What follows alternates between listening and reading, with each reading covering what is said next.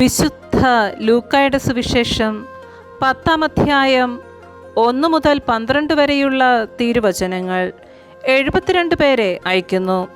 അനന്തരം കർത്താവ് വേറെ 72 പേരെ തിരഞ്ഞെടുത്ത് താൻ പോകാനിരുന്ന എല്ലാ പട്ടണങ്ങളിലേക്കും നാട്ടിൻപുറങ്ങളിലേക്കും ഈ 2 പേരായി അവരെ തനിക്ക് മുൻപേ അയച്ചു. അവൻ അവരോട് പറഞ്ഞു, കൊയ്ത്ത് വളരെ, വേലക്കാരോ ചുരുക്കം. അതിനാൽ കൊയ്ത്തിന് വേലക്കാരെ അയക്കുവാൻ കൊയ്ത്തിൻ്റെ നാഥനോട് നിങ്ങൾ പ്രാർത്ഥിക്കുവിൻ. പോകുവിൻ, ഇതാ ചെന്നായ്ക്കളുടെ ഇടയിലേക്ക് കുഞ്ഞാടുകളെ എന്ന പോലെ ഞാൻ നിങ്ങളെ അയക്കുന്നു.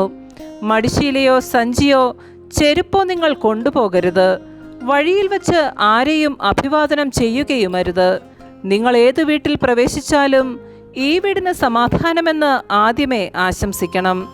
സമാധാനത്തിൻ്റെ പുത്രൻ അവിടെയുണ്ടെങ്കിൽ നിങ്ങളുടെ സമാധാനം അവനിൽ കുടികൊള്ളും.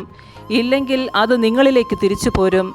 അവരോടൊപ്പം ഭക്ഷിക്കുകയും പാനം ചെയ്യുകയും ചെയ്തുകൊണ്ട് ആ വീട്ടിൽ തന്നെ വസിക്കുവിൻ. വേലക്കാരൻ തൻ്റെ കൂലിക്ക് അർഹനാണല്ലോ.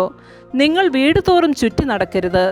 ഏതെങ്കിലും നഗരത്തിൽ നിങ്ങൾ പ്രവേശിക്കുകയും അവർ നിങ്ങളെ സ്വീകരിക്കുകയും ചെയ്യുമ്പോൾ നിങ്ങൾക്ക് വിളമ്പുന്നത് ഭക്ഷിക്കുവിൻ. അവിടെയുള്ള രോഗികളെ സുഖപ്പെടുത്തുവിൻ. ദൈവരാജ്യം നിങ്ങളെ സമീപിച്ചിരിക്കുന്നുവെന്ന് അവരോട് പറയുകയും ചെയ്യുവിൻ. നിങ്ങൾ ഏതെങ്കിലും നഗരത്തിൽ പ്രവേശിക്കുമ്പോൾ അവർ നിങ്ങളെ സ്വീകരിക്കാതിരുന്നാൽ തെരുവിലിറങ്ങി നിന്നുകൊണ്ട് പറയണം, നിങ്ങളുടെ നഗരത്തിൽ നിന്ന് ഞങ്ങളുടെ കാലുകളിൽ പറ്റിയിട്ടുള്ള പൊടി പോലും നിങ്ങൾക്കെതിരെ ഞങ്ങൾ തട്ടിക്കളയുന്നു.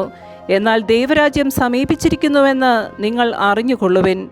ഞാൻ നിങ്ങളോട് പറയുന്നു, ആ ദിവസം സോദോമിൻ്റെ സ്ഥിതി ഈ നഗരത്തിൻ്റെതിനേക്കാൾ സഹനീയമായിരിക്കും.